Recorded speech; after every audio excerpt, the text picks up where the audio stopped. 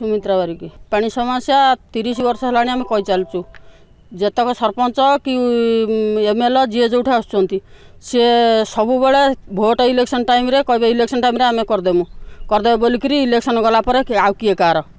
आउ पचारे ना 30 वर्ष हो गला आम एवड़ा बगुच एत दूर गोटा ट्यूबवेल आम ये समस्ते आसू ट्यूबवेल भी सुखी जाऊँगी ट्यूबवेल पानी रोनी कौन पाई ये पार्टी पार्टी नहीं लगी चलुना अशोक मल्लिक आउ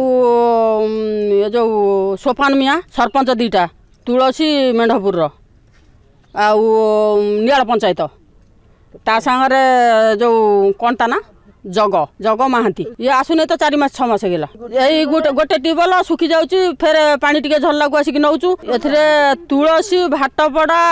आउ माने तो कॉलेज हाट पर नहीं किमिति आउ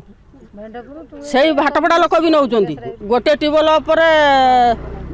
100-200 जन 200 अभियोग कर 2टा सरपंच कर आम कहलु ये पानी असुविधा होची आम असुविधा भोग करूँ पानी मिलूनी खरा दिन भी आम बहुत हैरान होइचु आमको से तार कौन मीटिंग बसैले मझे 4 दिन पानी देले तापर पुणी पानी बंद करदे आम चाहूँ पानी ट्यूबवेल आउ ये टैप